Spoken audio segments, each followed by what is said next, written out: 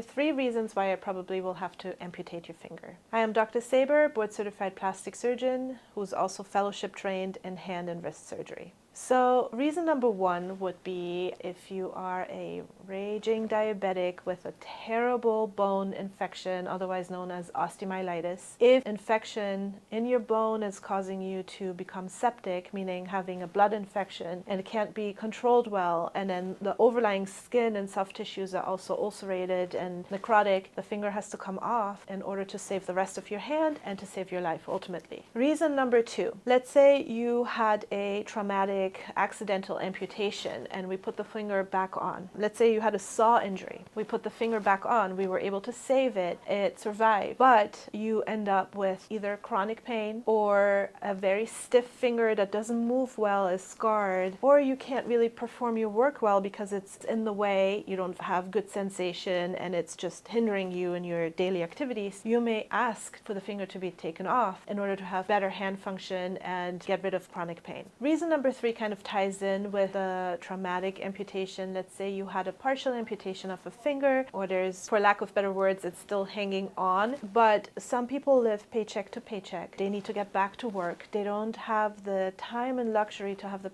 finger put back on and wait for it to heal, wait for the bone to heal, wait for the soft tissues to take, and then to do months upon months of therapy to get their motion back and deal with, sensation coming back. And they just need to get back to work and move on with their life. And sometimes I have patients asking that the amputation just be completed instead of the finger be put back on. Those cases can really improve quality of life, and sometimes amputations are necessary. It's the worst case scenario for a hand surgeon. It's the surgeries that we never want to do, but sometimes they improve quality of life for a patient.